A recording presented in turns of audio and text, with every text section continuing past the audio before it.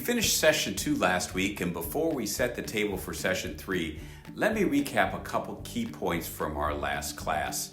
In session 2, we started with a statement, the last time we talked about blank. Great coaches anchor and link the conversations from their previous conversations. It creates accountability. Practice this idea. It works.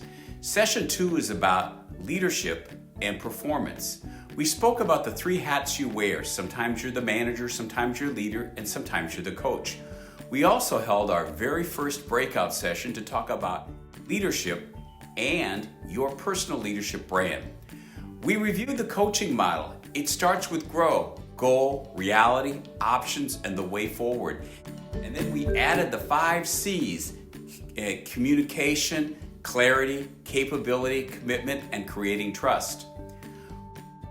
We spoke about the ideas about the principles of coaching. And the first one is players don't play if the coaches don't coach. And you could pick any sport or activity and you know that it's true. In this session, we also focused on communication and how we have preferences. We spent the largest time talking about your report, Know Thyself, and how you react to other person's behavior style. There's a handout that outlines the whole part that's in the attachment that's to this email. It outlines how to coach with different behavior styles.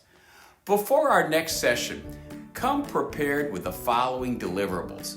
First, make sure that you've read your report one more time and complete page 16, and I'll ask for a copy.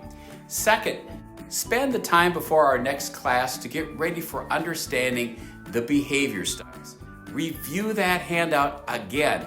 We'll be using them over and over again.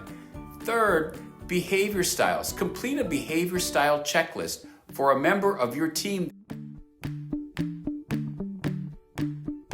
Next 2 sessions. I also spoke about performance, and I asked 3 questions. What percentage of your team's potential shows up at work? And the answers were great. In the morning session, it was about 60%. In the other afternoon session, it was somewhere around the same. But most typically, it's 60 to 80%. And we did the math about just how valuable it is if we could capture that potential. It's worth millions of profitable growth. We also spoke about the reasons or the roadblocks for reaching potential. And it can be us. So your coaching and your style can be holding your team back. We also had a great conversation about performance, how you measure it, input, output, and outcome, and the tomato examples, seeds, plants, and fruit. We looked at the way we measure performance, and there are over 25 ways that you can measure performance. We also looked at how we measure brands performance and business performance. The next concept was the law of limited performance. People settle for the level of performance that a manager will accept. The manager will accept that level and the performance drops further. People stop giving their best because you don't ask for it.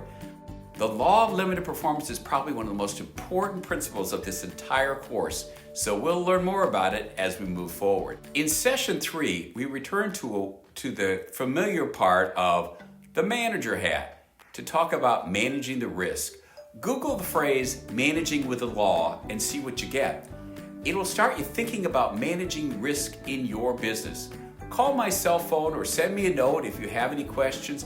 I can't wait for the next session. You matter, so managing matters. So carry on. Thanks, everybody.